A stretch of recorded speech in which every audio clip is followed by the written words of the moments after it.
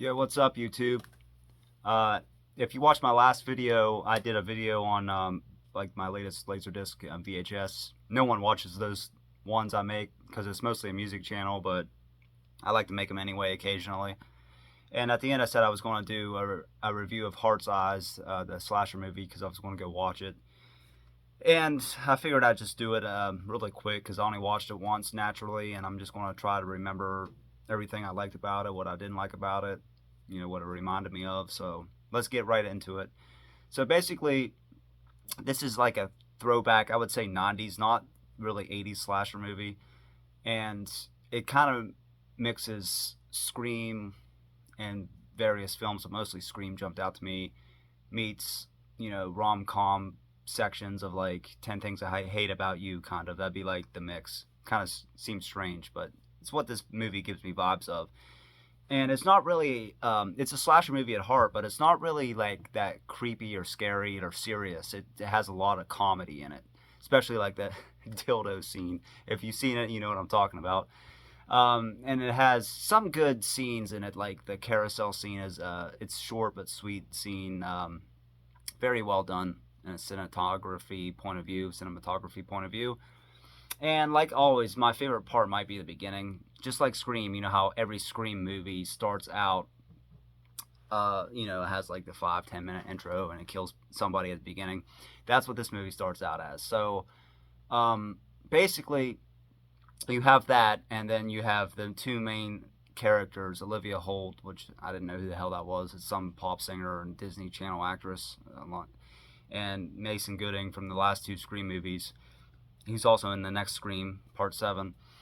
And it basically follows those two as the killer targets, couples on Thanksgiving, Valentine's Day. And it's mostly those two as a central, and she has her best friend that pops in mostly at the beginning and towards the end of the movie, but it's mostly just those two. Unlike 80s slashers and many slashers for that matter, where there's like a group of teenagers or young adults that get killed off one by one that are still central to the story. Well, this movie, the only thing that's the main downfall of this movie. I mean, if you want to call it that, because it's mostly just those two, and the people that die are just random people that are just in the scenes, pretty much. But that's where the rom com focuses on, because rom com movies always focus on like two, maybe three characters central to the rest of the movie. So you got your slasher elements, and then you have those two and the killer trying to target them, but then you have like moments them trying to fall in love, but then she's saying, "No, we're not together. Why are you targeting us? Why are you following us?" And then that's sort of the 10 things I hate about you come in. Where at the beginning she's like, loves a joke, loves a fairy tale, which I think it is because I'm a loner. And you know how Julia Stiles was in that type of movie, in that role. That's what that reminded me of. And then she caves in eventually. But like I said, it's really, it paces itself well. It has a few cool scenes, like the carousel scene. The first opening 5-10 minutes are really good, and then like I said, random people mostly die, and it also has the detectives trying to figure out who it is. One of my crushes, Jordana Brewster, fucking a beautiful woman. Most people would remember for um, Fast and Furious, but The Faculty, her first movie. From there on, she was hot. I knew she was going to be gorgeous.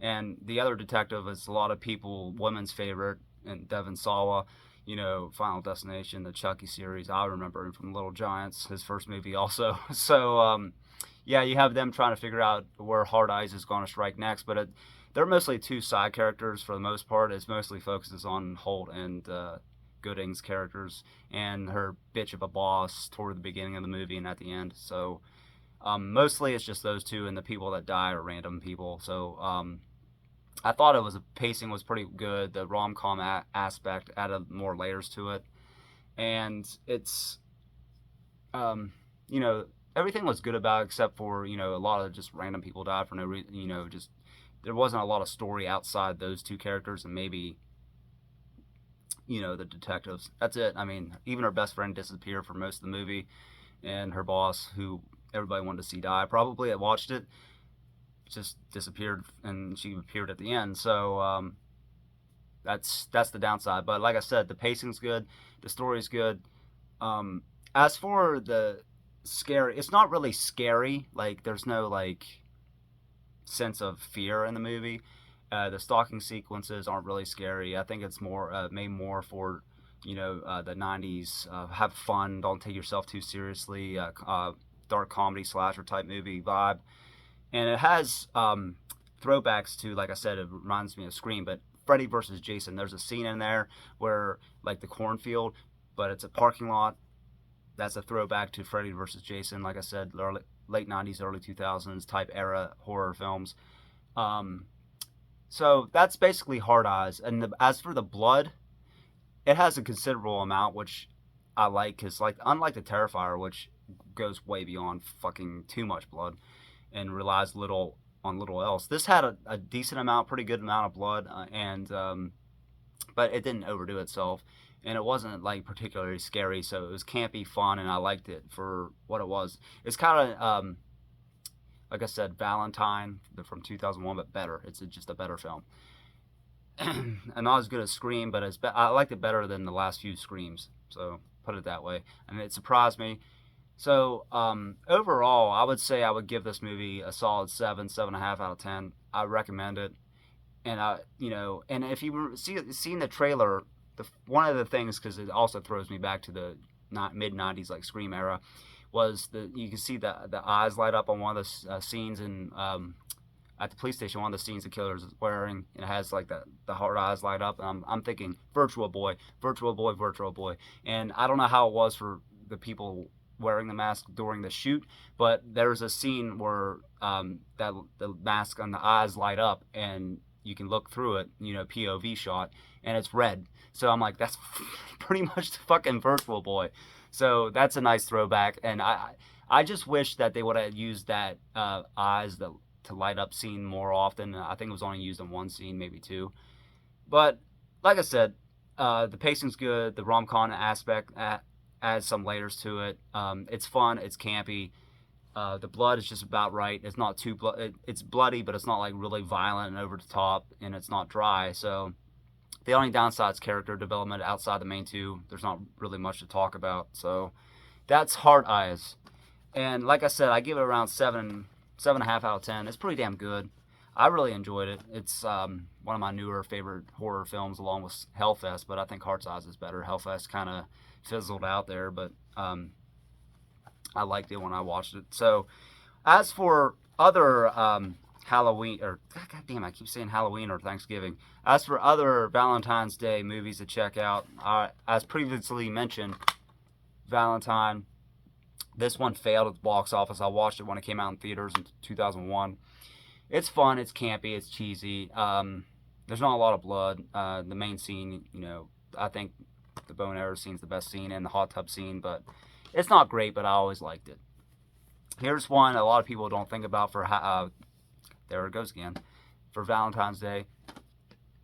Hospital Massacre, aka X-Ray, and there's not a lot of Valentine's Day references in it, but there's the beginning, and at the hospital she receives a Valentine's Day gift with a severed head. So there's a little bit, and I think the hospital is decorated with a little bit of Valentine's stuff. So this takes place during Valentine's Day, and this is even less character development than Heart's Eyes. It's just Barbie Benton basically, and trapped in a hospital. That's it, and random people die. There's no really secondary character in that movie at all. Just her. And of course, I saved the best for last. That's My Bloody Valentine. Standalone. That or The Burning and Maniac are my three favorite standalone non-franchise horror films, and this one's just amazing. Signed by Peter Cowper, the miner. I never met him, but it's certified. I got it at Scarefest, and you can see JSA. I have a baseball shirt of My Bloody Valentine. I even have a Valentine shirt, should have wore for the video. And it's a classic. And I watched not the laser disc, but I watched the Blu-ray last night, because it has, normally I would say laser disc or VHS, which I still prefer, but they the one that came out like 4 or 5 years ago, they added all the blood and guts that were cut out. So it's a much better viewing. There's more blood. There's more, the death scenes are more intricate. So if you want to see it in most of its glory, that's the way to go. And so that's the Hard Eyes Valentine's movies for you. And if I had to rank them, I would say Hospital Massacre, then Valentine, Heart's Eyes, My Bloody Valentine. And a remake, I don't. It was filmed in Pittsburgh. The remake's all right. I don't like remakes, as you know, and I could deal with that one. Had Tom Atkins in it, and the 3D was all right. I wouldn't recommend it, but I wouldn't say it's terrible. So it is what it is, but I'm not going to count it. So anyway, that's my review of Heart's Eyes. So I keep saying hearts. It's Heart Eyes because I'm so used to eyes with plural, so Heart's Eyes, but Heart Eyes, whatever. I would recommend it. Check it out. I don't think you'll be disappointed. It's kind of cheesy, with a romantic aspect of it. The gore is pretty good, especially the last kill at the end and the beginning of the film. And it has some cool scenes. So yeah, check it out. I think you'll like it. The majority of the fans, from comments I've been reading, liked it. So yeah, solid 7.5. Better than most of those I just said, besides My Bloody Valentine. So I'll put a video here like I always do. Thanks for watching. Um, I might see another horror film, The Monkey, but I don't know if I'll. They say that's really pretty disturbing, from previews and stuff. People that already saw it. It's coming out in a couple weeks, but I don't know if I'll make a video on that because it's not really a slasher film. But anyway, I'll put a video here. Thanks for watching. As always, YouTube, rock on. Peace, and I'll see you soon.